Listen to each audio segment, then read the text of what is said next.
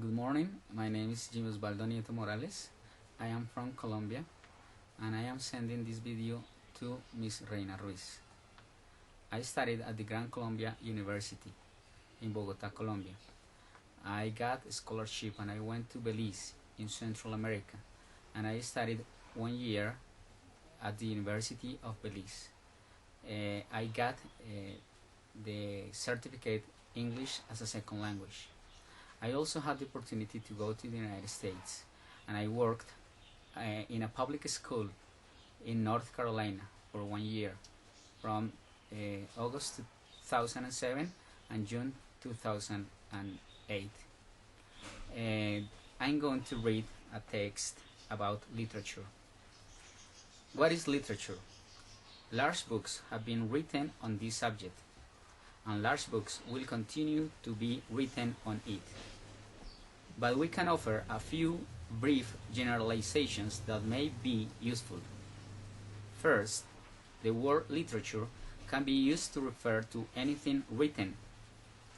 The Department of Agriculture will, upon request, send an applicant literature on canning tomatoes. People who ask for such material expect it to be clear and informative, but they do not expect it to be interesting in itself. They do not read it for the experience of reading it. They read it only if they are thinking about canning tomatoes. There is, however, a sort of literature that people do read without expecting a practical payoff. They read the sort of writing that is in an introduction to literature because they expect it to hold their interest and to provide pleasure. They may vaguely feel that it will be good for them, but they don't read it because it will be good for them, any more than they dance because dancing provides healthful exercise. Dancing may indeed be helpful, but that's not why people dance. They dance because dancing affords a special kind of pleasure. For similar reasons, people watch athletic contests and go to concerts or to the theater.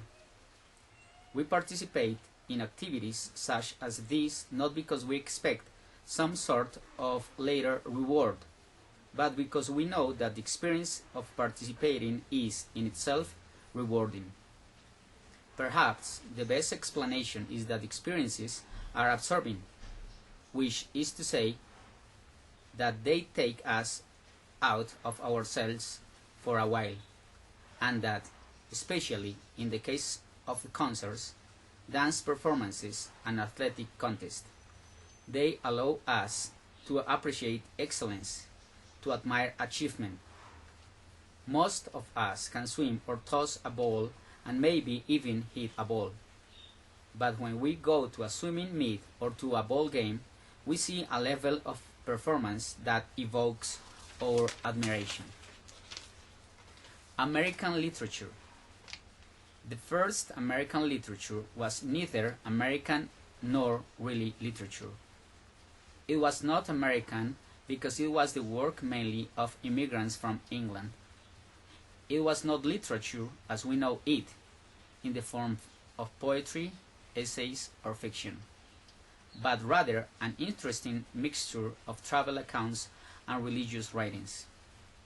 The English immigrants who settled on America's northern seacoast, appropriately called New England, came in order to practice their religion freely.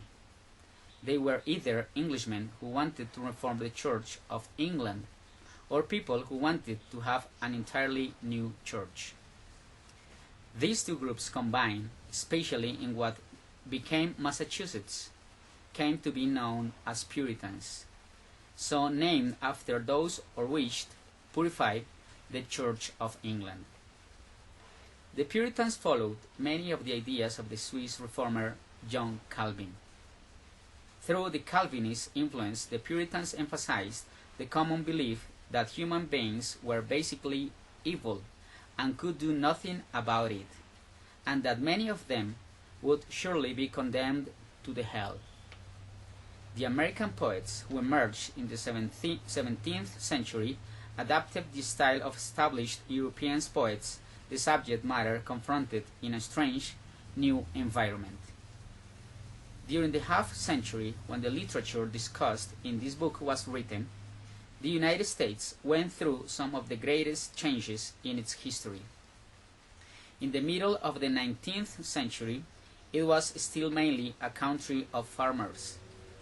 Trade and manufacturing were growing more important with each decade, but it was not until the 1870s that a majority of Americans were making a living in non-farming occupations. Meanwhile, the population soared from 23 million in 1850 to 76 million in 1900. In the middle of the century, Negro slavery was still a fact of American life. The nation was being split in two by it. The South defended slavery more and more vigorously. The North criticized it more and more earnestly.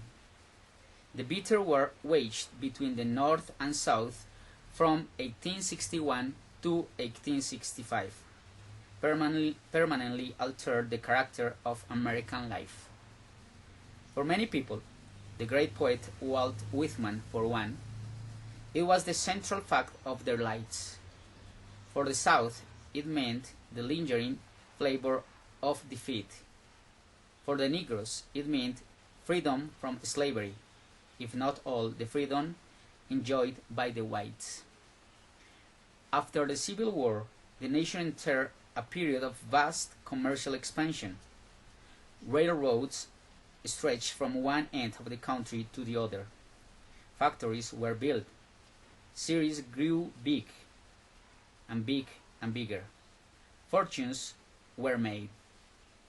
Americans, whether native-born or immigrants, earned more than ever before. They had more opportunities, more freedom. Often, as a result, they felt a patriotism, a trust in their country, that made them sure that the United States was the greatest nation on earth. Only a few of their fellow countrymen felt otherwise. However, these few included some of the most notable thinkers of the time, and, most significant for us, some of the best writers. Okay, thank you very much, and I hope you like the video. Thank you very much. Bye.